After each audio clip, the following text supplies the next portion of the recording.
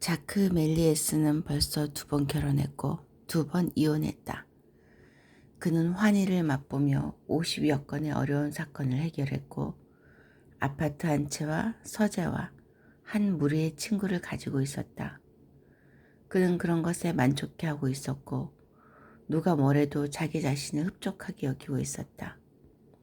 그는 푸아들리일 광장과 라트르 타시니 원수대로와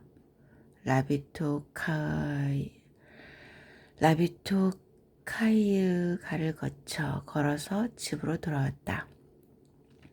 주위의 어느 곳에서나 사람들이 사방으로 달리고 있었고 자동차들은 지나치게 경적을 울리고 있었으며 여자들은 창가에서 융단을 요란하게 털어내고 있었다. 사내 아이들이 물총을 서로 쏘며 쫓고 쫓기는 장난을 하고 있었다. 빵빵빵, 너희 셋 다 죽었어. 그중 한 아이가 소리쳤다. 도둑잡기 놀이를 하는 그 사내 아이들이 자크 멜리에스의 신경을 긁었다. 아파트 건물 앞에 이르렀다. 높이 150m의 너비 150m로 거대한 사각형 모양을 이루고 있는 건물이었다. 텔레비전 안테나 주위로 까마귀들이 선회하고 있었다.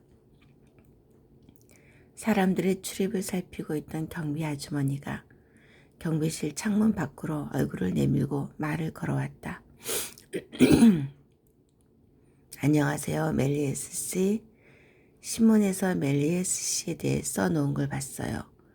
그 사람들 멜리에스 씨를 시기하느라고 그러는 거니까 너무 언짢아하지 말아요. 멜리에스는 그 말에 깜짝 놀랐다. 무슨 말씀이세요?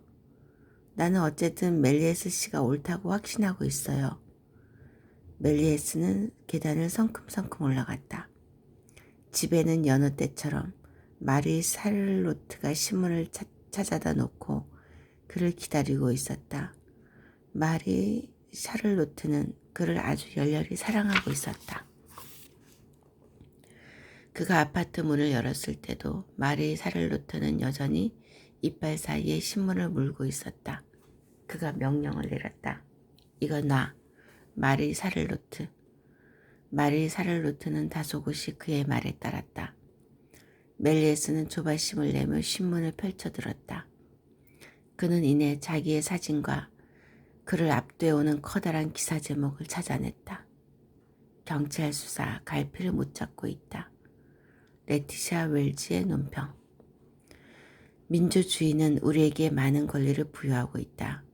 그 권리 중에는 죽은 자의 권리도 포함되어 있다. 어떤 사람이 시체 상태로 전락했을 때조차도 우리는 그의 인격을 존중해야 한다. 그런데 고 살타 형제에게는 그 권리가 부정되고 있다.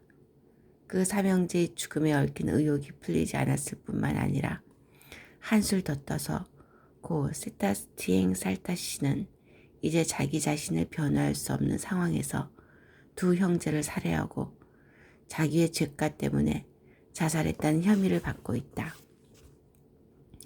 변호사의 도움을 받을 수 없는 시체라서 죄를 뒤집어 쓰기는 쉽겠지만 그게 과연 온당한 일인가? 라프장드리가의 살인사건이 그나마 그 의미를 갖는 것은 그것이 자크 멜리에스 경정의 사람 됨됨이를 여실하게 보여주었다는 점에 있다. 우리는 그 사건을 통해서 명성에 들던 어떤 사람이 파렴치한 졸속주사를 감행하는 모습을 보았다.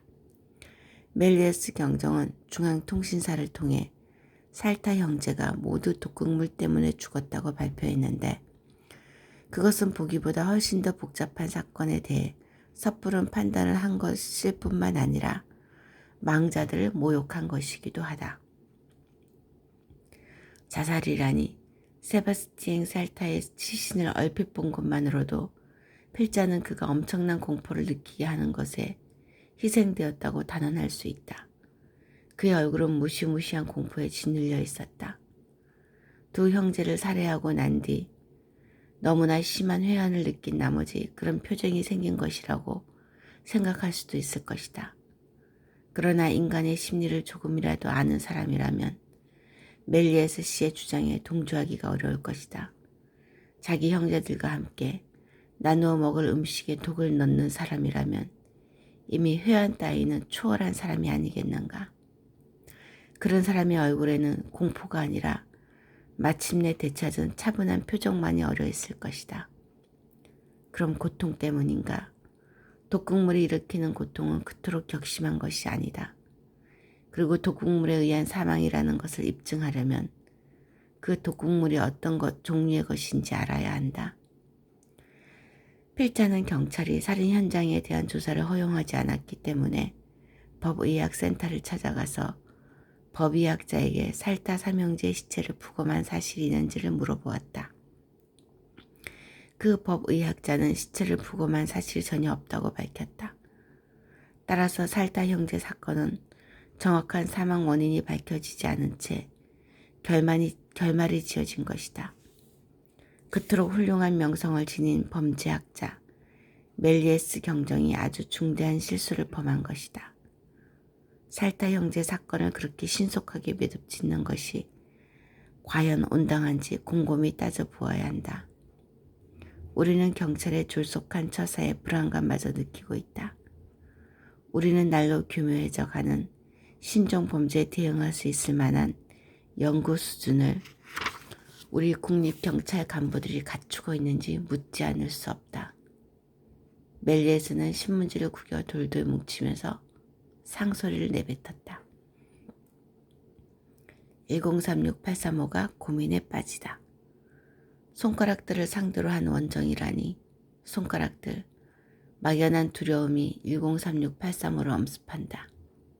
개미들은 두려움을 모르는 것이 정상이다. 그런데 여전히 정상적인 103683호에게 찾아온 이 두려움은 무엇인가? 쓰레기터의 개미 머리가 손가락이라는 냄새 단어를 바람으로써 103683호의 뇌 한 부분이 잠에서 깨어났다. 아주 오랜 조상 때부터 사용하지 않은 탓에 잠들어 있던 부분, 즉 공포를 지각하는 부분이다. 이제껏 103683호는 세계의 끝에 다시 생각이 미칠 때마다 옛날의 경험을 되새기는 것을 억제해왔다. 그는 손가락들과 만났던 일을 되새기지 않았다. 손가락들과 그들의 어마어마한 힘, 파악할 수 없는 그들의 형체, 그들의 맹목적인 살생 충동에 대해서 말이다. 그런데 그 머리 아니 몸뚱이가 잘려나간 시체 조각이 공포를 지각하는 부분을 자극한 것이다. 103683호에는 예전에 불효불굴의 기상을 지닌 병정개미였다. 그는 난쟁이 개미들과 대전투를 벌이던 시절 언제나 부대의 선두에 서곤 했다. 그는 자발적으로 나서서 위험한 서쪽으로 탐험을 떠나기도 했고 바위 냄새를 풍기는 개미들과 싸우기도 했다. 머리가 너무 높아서 쳐다볼 수도 없는 동물들을 사냥한 적도 있다. 그런 그가 손가락들을 만나고 나서는 완전히 기가 꺾여버렸다. 103683호는 그 대재앙의 괴물들을 어렴풋하게 기억하고 있다. 엄청나게 빠른 검은 구름 같은 것에 풀잎처럼 깔려 죽은 늙은 병정개미 사촌의 모습도 떠오른다. 어떤 개미들은 손가락들을 세계의 끝을 지키는 자들, 무한대의 동물, 무자비한 유령, 나뭇개비에 불을 붙이는 자, 죽음의 냄새를 풍기는 자 등으로도 불렀다. 그러나 얼마 전에 일대의 모든 개미 도시들은 그 괴물들을 가리킨 이름을 통일하기로 합의했다. 그것은 바로 손가락들이었다. 손가락들. 그들은 어디에서나 튀어나와 죽음을 뿌리는 자이며 지나는 길 위에 있는 모든 것을 죽이는 동물이고 동물을 뿌려 숲을 오염시키고 생명을 독살하는 유령들이다. 생각만 해도 혐오감이 치민다. 103683호는 두려움과 호기심이라는 두 가지 감정 사이에서 동요하고 있다. 두려움은 개미들에게 낯선 감정이긴 하지만 호기심은 개미의 주요한 특성을 이루는 감정이다. 1억 년 전부터 개미들은 줄기차게 진보해왔다. 클리프니가 일으킨 혁신운동도 따지고 보면 끊임없이 더 멀리, 더 높이, 더 강하게를 지향하는 개미 사회의 전형적인 욕구가 표출된 것에 지나지 않는다. 1036835는 손가락들의 문제를 회피하지 않으리라 다짐한다. 호기심이 두려움을 누른 것이다. 어쨌든 반체제 개미들이 있다는 것이며 손가락들을 상대로 한 원정군이 준비되고 있다는 것은 예산일이 아니다. 1036835가 더듬이를 닦는다. 이제 자기가 해야 할 일이 무엇인지를 분명히 하고 싶다는 표시이다. 1036835는 더듬이를 미심쩍은 하늘 쪽으로 세운다. 공기가 무겁다. 어딘가에 적이 숨어서 도시에 쳐들어오려고 귀를 엿보고 있는 것만 같다. 호련 한 줄기 미풍이 불어와 주위의 나뭇가지들을 흔든다. 나무들이 그에게 조심하라고 이르는 듯하다. 그러나 나무들의 흔들림에 뜻이 담겨 있을 리가 없다. 1036835는 될 대로 되라 하며 움직일 줄 모르는 나무들의 기질을 별로 좋게 여기지 않는다. 그들은 마치 자기들을 정복할 수 있는 자는 아무도 없다는 듯한 태도를 취하고 있다. 그러나 나무들도 폭풍에 쓰러지고 부러지며 번개에 타버리거나 흰 개미들에게 파먹히는 일이 있다. 나무들이 그렇게 무너질 때면 개미들은 무관심한 태도를 보인다. 난쟁이 개미들을 격언해 나무들이 무너지는 그런 현상을 잘 설명한 것이 있다. 즉 커다란 것은 작은 것보다 더 부서지기 쉽다는 격언이 그것이다. 손가락들은 어쩌면 움직이는 나무와 같은 자일들일지도 모른다. 1036835는 그 문제로 더 이상 시간을 허비하지 않고 쓰레기 더미에 개미머리가 전해준 정보를 확인하러 떠난다. 그는 쓰레기통의 옆에 좁은 통로로 들어가 외곽 순환도로에 들어선다. 금당 구역으로 통하는 대로들이 거기에서 시작된다. 1036835가 가려는 길은 그쪽이 아니다. 그는 아주 가파른 통분구로 들어간다.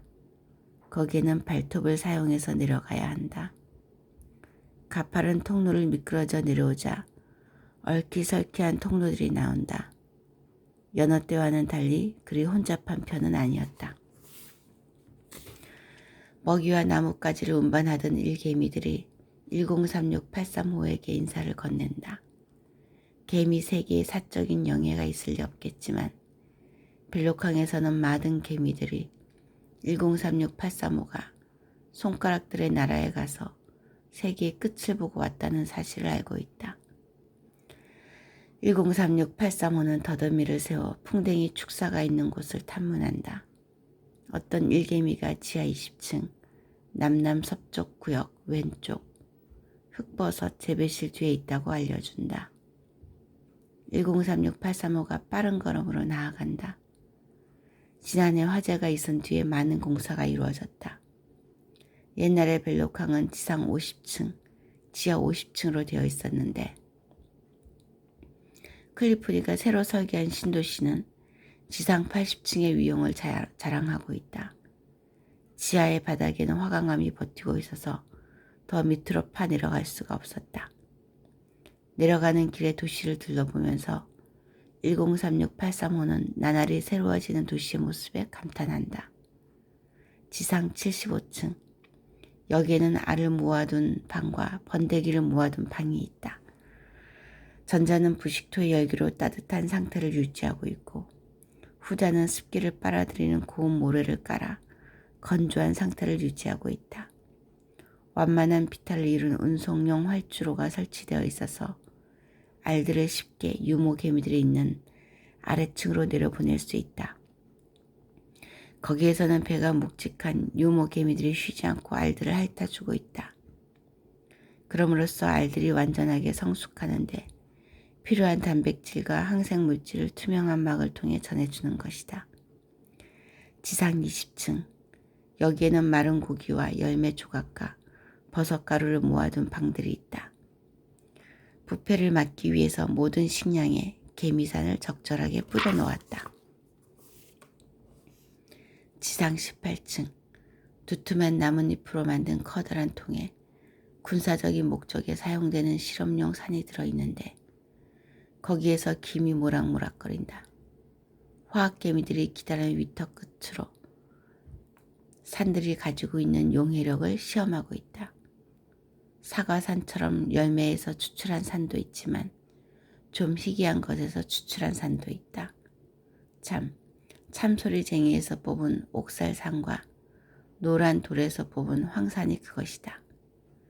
사냥하기에 가장 이상적인 것은 최근에 개발된 농도 60%의 개미산이다. 그것을 개미산 주머니에 담고 있으면 좀 뜨겁기는 하지만 그것의 파괴력은 타의 추정을 불허한다. 1036-835는 이미 그것을 사용해 본 적이 있다. 지하 15층 전투 연습실이 증축되었다. 여기에서는 병정개미들이 몸과 몸을 맞부딪히며 전투 훈련을 한다. 새로 개발된 전투 기술은 기억 페로몬에 꼼꼼하게 저장되어 화학정보실에 보내진다. 요즘의 경향은 예전처럼 적의 머리를 공격하는 것이 아니라 다리를 하나하나 잘라서 적을 움직이지 못하게 하는 쪽으로 가고 있다.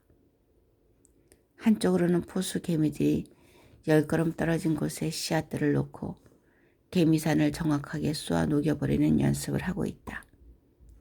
지하 9층, 여기에는 진딧물 축사가 있다.